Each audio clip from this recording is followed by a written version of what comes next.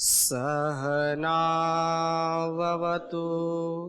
सहनौ भुनक्तु सह वीर्यं करवावहै तेजस्विनावधीतमस्तु मा विद्विषावहै। ओम शांति शांति शांति। वैदिक जीवन पद्धति की इस कक्षा में आप सबका हार्दिक स्वागत है, अभिनंदन है। वैदिक ब्रह्मचर्य गीत अर्थात अथर्ववेद के ब्रह्मचर्य सूक्त का हम स्वाध्याय कर रहे हैं, जिसको बड़े ही सरल और बड़े ही व्यवहारिक शब्दों की इस शैली को समझाने के लिए आचार्य अभय देव जी ने, जो अत्यंत व्यवहारिक है, हम सबके लिए ग्राह्य है, ऐसे वेद मंत्रों का जो सार है हमारे बीच में रख रहे हैं। और हमने ब्रह्मचर्य सूक्त के प्रथम मंत्र का स्वाध्याय किया, जिसको समझने का प्रयास किया कि वास्तव में जो ब्रह्मचर्य का पालन करता है, अर्थात ब्रह्म में जो विचरण करता है, जो ईश्वर की भक्ति में लीन रहता है, अपनी इंद्रियों को संयमित रखता है, वह अपने त्याग से, तपस्या से, बल से आचार्यों को, माता पिता को, गुरुओं को तृप्त कर देता है। इस समष्टि को धारण करने का सामर्थ्य उसके अंदर आ जाता है। व्यष्टि को जो समझ लिया, अर्थात अपने आप को जिसने समझ लिया, व्यष्टि से ही समष्टि है और समष्टि से ही व्यष्टि है। आपने ईशोपनिषद में पढ़ा, संभूतिम चा विनाशम चा यस्तद वेदो भयम सहा। ये जो संभूति है और असंभूति है, जो व्यष्टि है और जो समष्टि है, तो व्यष्टि और समष्टि को ठीक ठीक समझ करके उसको वैसा ही अपने जीवन में उतारना, अपने आप को प्रथम समझना, अपनी आत्मोन्नति सबसे पहले करना, अपने शारीरिक मानसिक सामर्थ्य को प्रथम बढ़ाना, तब फिर हम दूसरों के लिए उपकारी हो सकते हैं, दूसरों का सहयोग कर सकते हैं, दूसरों के काम आ सकते हैं। लेकिन जब हम ही अपने आप नहीं उठ पा रहे हैं, अपनी इंद्रियों के दबाए हम दबे हुए हैं, तो हम दूसरों को उठाने की कल्पना भी नहीं कर सकते हैं। यही वेद मंत्र हमको बताता है कि अपने आप को जो पकड़ लेता है, अपने आप को जो जगा लेता है, व्यष्टि को जो समझ लेता है, समष्टि उसके कब्जे में आ जाती है। ये दुनिया उसी से झुकती है जो कदमों में अपने झुका ले। बहुत पहले पुराना कोई गीत था, ये दुनिया उसी से चलती है, या ये दुनिया उसी के पीछे चलती है जो कदमों पे इसको झुका ले। अर्थात अपने सामर्थ्य को बढ़ा करके, अपने त्याग तपस्या को बढ़ा करके, अपनी सेवा, अपने व्यवहार को हम उच्चतम बना करके इस दुनिया को अपने कब्जे में कर सकते हैं। कब? जब हमारी इंद्रियां हमारे वश में होंगी। मेरी इंद्रियां हो सदा मेरे वश में, मेरे मन पे मेरा ही अधिकार कर दो, प्रभु मेरे जीवन का उद्धार कर दो। वो जरूर उद्धार करता है। उस परम पिता परमेश्वर से ऐसी कामना और ऐसी भावना के साथ हम ब्रह्मचर्य सूक्त का स्वाध्याय कर रहे हैं। इसी क्रम में हम दूसरे मंत्र को आपके सामने रख रहे हैं। ब्रह्मचारिणम पितरो देव जनाः।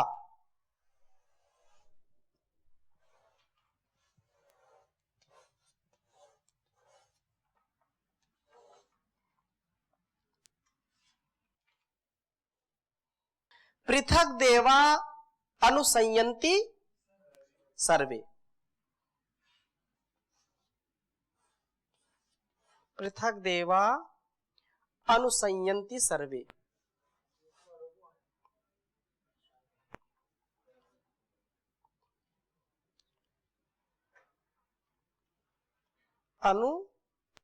अनुसंयन्ति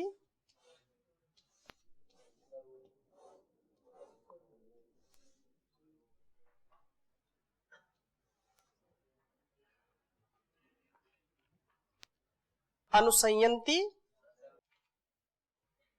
सर्वे लिख दीजिए आप। और आगे कह रहे हैं गंधर्वा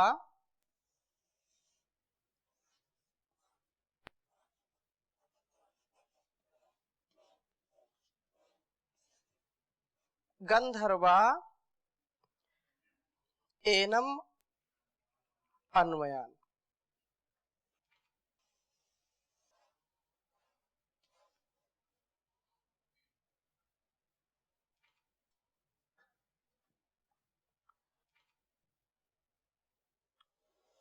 इसी का आगे लिख दीजिए त्रेस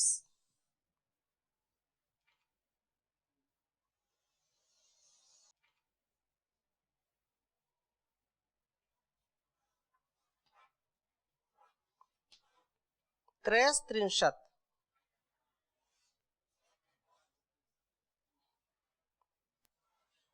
त्रयस् त्रिशतम्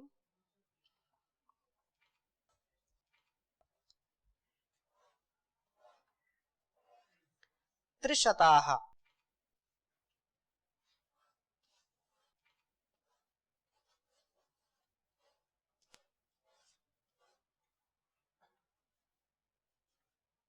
त्रिशताः षट्सहस्राः।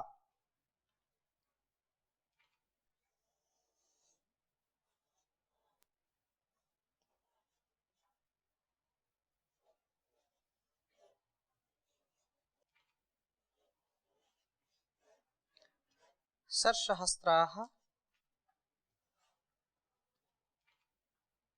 सर्वांस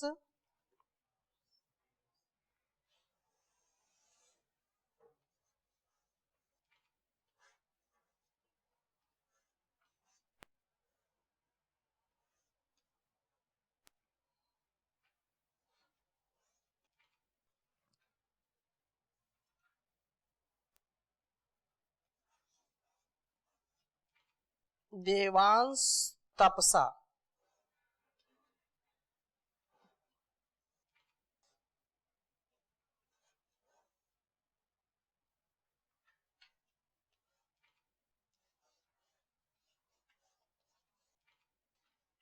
तपसा पिपर्ति।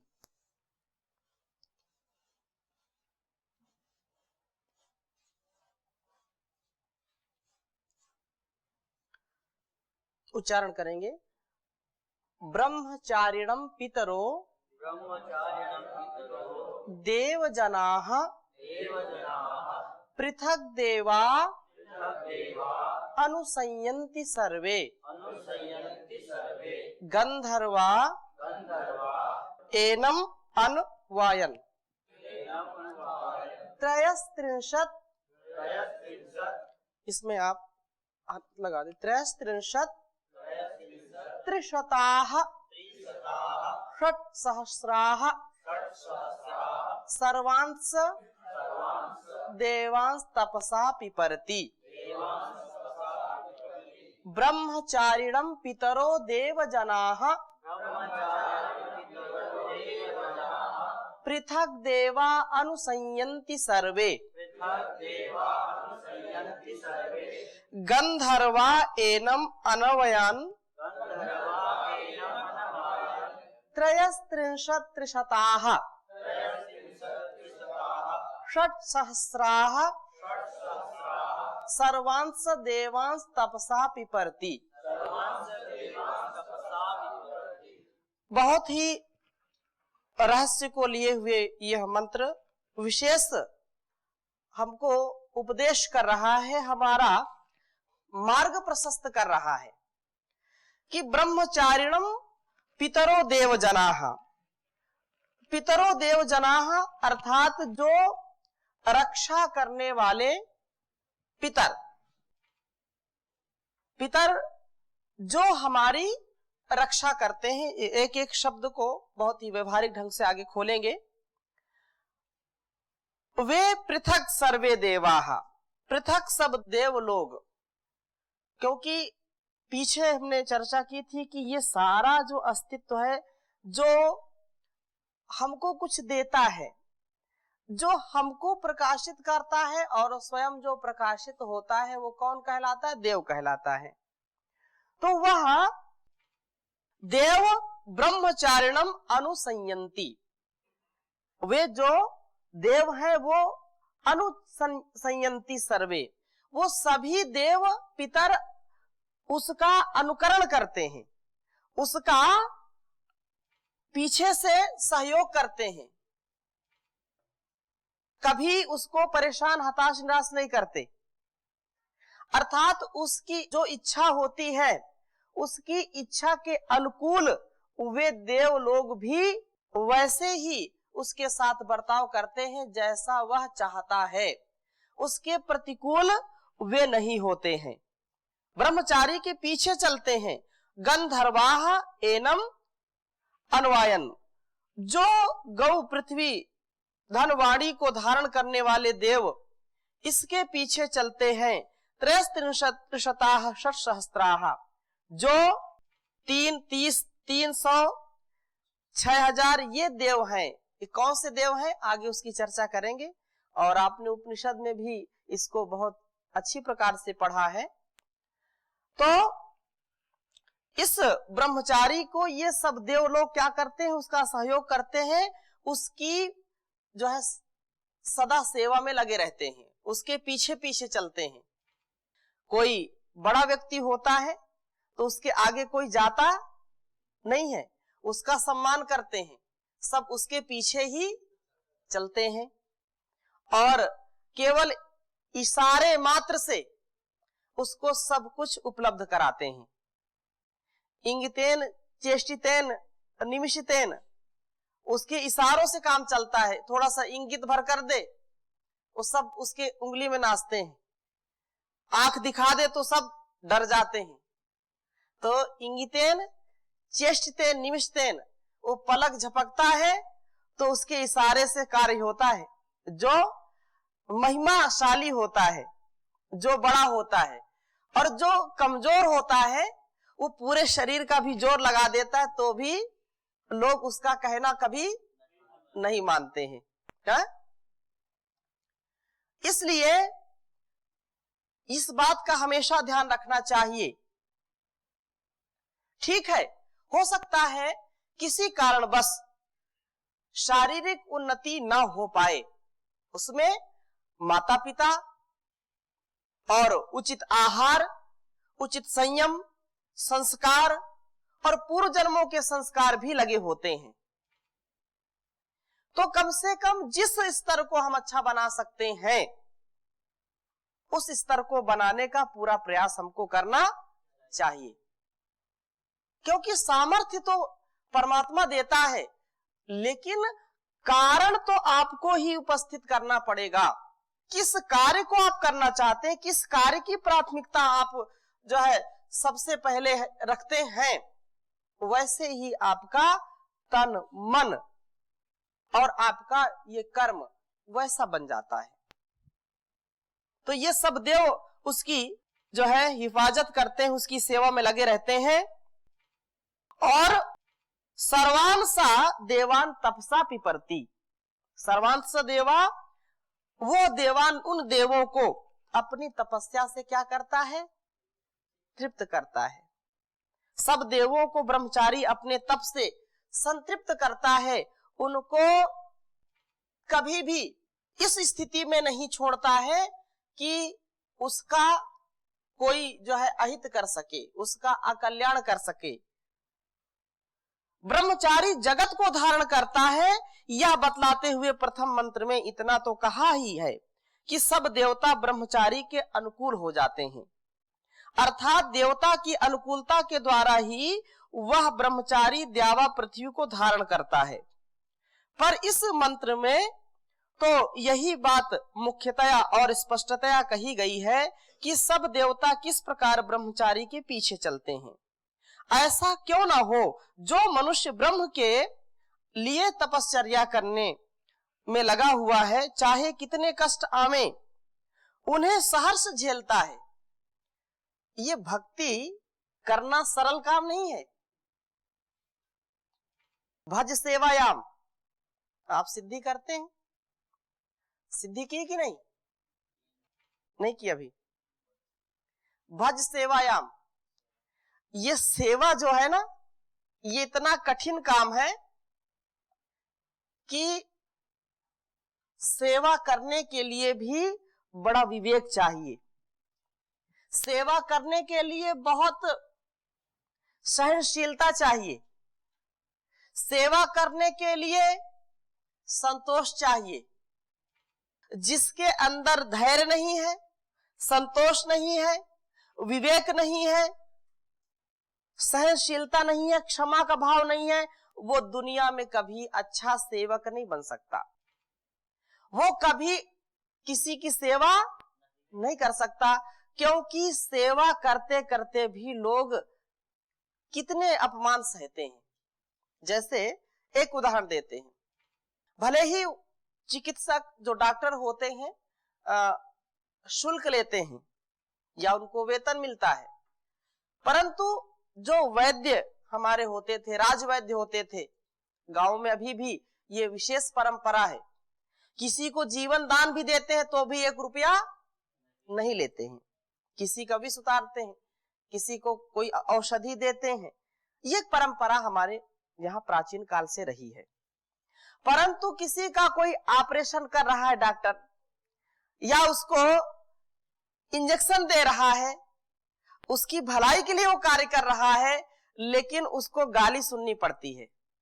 सेवा तो कर रहा है, लेकिन डॉक्टर अपने विवेक का प्रयोग करता है, वहां पर अपनी सहनशीलता को वह कभी डिगने नहीं देता है।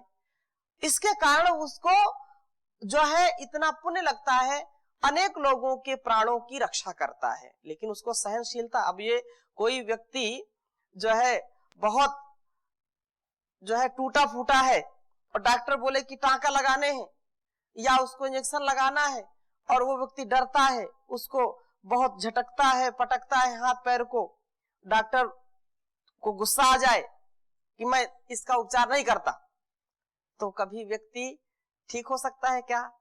नहीं हो सकता। तो डॉक्टर की जो सेवा है उससे तो वंचित हो गया वो। जो पुलिस होते हैं, जो राष्ट्र की रक्षा के लिए जवान होते हैं, यदि वो राष्ट्र की सेवा कर रहे हैं, न्याय व्यवस्था को, सुरक्षा व्यवस्था को देखते हैं, यदि वो किसी को पीड़ा पहुंचा रहे हैं तो व्यक्ति उससे कभी खुश नहीं होते, तो वह सहन करता है कि नहीं करता? उसके ऊपर वार भी करते तो भी सहन करते कि नहीं करते? जो कभी कहीं पर कोई विशेष उपद्रव हो जाता है तो जानबूझ करके लोग जो सुरक्षा कर्मी होते हैं उनके ऊपर पत्थर भी फेंकते हैं, पत्थर भी मारते हैं, लेकिन धैर्य रखते हैं कि नहीं? अनेक उदाहरण ऐसे हैं। माता पिता को देखिए, बच्चा छोटा होता है, माँ जब छोटे बच्चे को, हम भी सब छोटे ही थे, अब तो धीरे धीरे बड़े हो गए, कभी कभी ऐसा भी होता है कि बच्चा बहुत रोता है और माँ स्तनपान कराती तो कभी उसको जब दांत आते हैं तो कभी काट भी लेता है।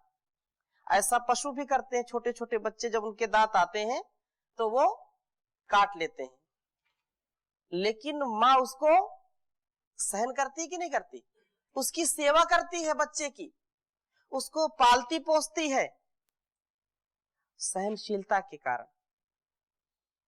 गुरु हमको इतना विद्वान बनाते हैं, हमारी इतनी त्रुटियां होती हैं, इतना हमको समझाते हैं, फिर भी हम बार बार गलती करते हैं। फिर भी गुरु आचार्य उसको बर्दाश्त करते हैं कि नहीं करते? अगर ना करे तो फिर या तो आचार्य नहीं रहेगा या तो ब्रह्मचारी नहीं रहेगा, है कि नहीं?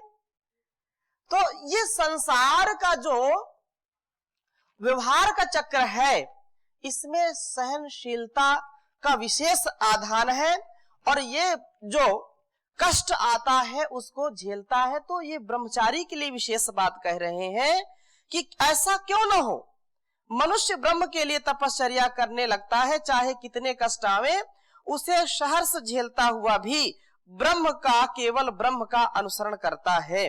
तो उसका अनुसरण सब देव क्यों ना करेंगे?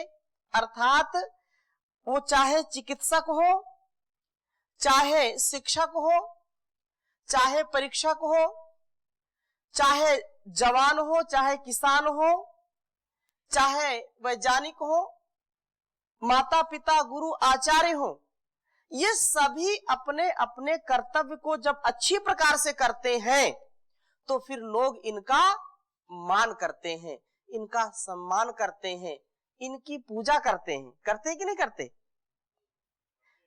तो माता पिता या गुरु आचार्य या हमारे राष्ट्र के जो रक्षक हैं, वे अपने आप को इतना संयमित रखते हैं, इतना सहनशील रखते हैं कि उनको हर स्थिति में एक ही लक्ष्य उनका होता है कि अपने को, आप जो कर्तव्य तुम्हारा है उस कर्तव्य से इधर उधर बिल्कुल नहीं जाना, और जो कर्तव्य को सतत करता रहता है वही ऊंचे उठता है।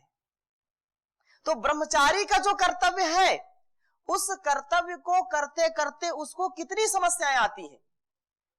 विचारों की दृष्टि से हम नहीं चाहते, फिर भी ऐसे विचार आ जाते हैं। हम नहीं चाहते हैं, फिर भी ऐसी बात कान में पड़ जाती है। हम नहीं चाहते हैं, फिर भी ऐसे दृश्य देखने को मिल जाते हैं। फिर भी एक जो कर्तव्य है ब्रह्मचारी का, वो जब अपनी तपस्या से, अपने विवेक से, अपने वैराग्य से अपने आप को संभाल के रखता है, तो सारा ये अस्तित्व उसकी सेवा में हाथ जोड़ करके खड़ा रहता है कि भाई इससे तो हम जो है पराजित हो गए, हम इसको कभी जीत नहीं सकते। जैसे श्लोक आपको बताया था, विषय गणा का पुरुषम करोति वशवर्तिनम न सत्पुरुषम बधनाति मशक मेव ही लूता तंतुर्ना मातंगम। तो वो हाथी का रूप, अर्थात इतना सामर्थ्य आ जाता है। जैसे भीम को भी बोलते हैं, कितने हाथी का बल था? हा? कोई 10,000 बोलता है, कोई 100 हाथी का बोलता है। फिर भी एक ये बात तो सुनिश्चित ही है कि बलशाली होना ये भी एक बहुत बड़ी महारत है, ये भी एक बहुत बड़ी निधि है। और बलशाली वही व्यक्ति हो सकता है जो बल को कभी क्षीण नहीं करता है, बल को कभी नष्ट नहीं करता है, बल को अर्जित करता है। तो संसार का सारा वैभव होते हुए भी जो उसको पराजित ना करे, संसार का आकर्षण उसको कभी मोहित ना कर सके, तो जब संसार का कोई आकर्षण उसको मोहित नहीं कर पाता तो आकर्षण उसके पीछे पीछे चलता, फिर आकर्षण उसके आगे नहीं टिकता है, नहीं आता है। इसलिए बात कह रहे हैं कि सारे सुख दुख को झेलता है, कोई भी समस्या हो। एक प्रकृति का एक विशेष स्वभाव होता है कि जैसा आप अभ्यास शुरू कर दोगे, प्रकृति वैसा आपको बना देगी, फिर प्रकृति आप में कभी बाधा उत्पन्न नहीं करेगी। जैसे कोई ठंडे पानी से नहाता है, आप में से बहुत ब्रह्मचारी ठंडे पानी से ठंड हुई, ठंडे पानी से ही नहाते। आज वो प्रकृति आपकी इतनी परिपक्व हो गई कि आपको कहीं भी ठंड में भेज दिया जाए तो वह प्रकृति ने आपको और मजबूत बना दिया। उस ठंडेपन से जो शरीर को परेशानी होती थी वो ठंडापन हार गया, एक स्वभाव हो गया। यदि किसी को गर्म पानी से नहाने की आदत है और उसको ठंडा पानी से नहलाया जाए तो वह उसके अनुकूल नहीं होगा, क्योंकि वह शरीर के अनुसार चलता है।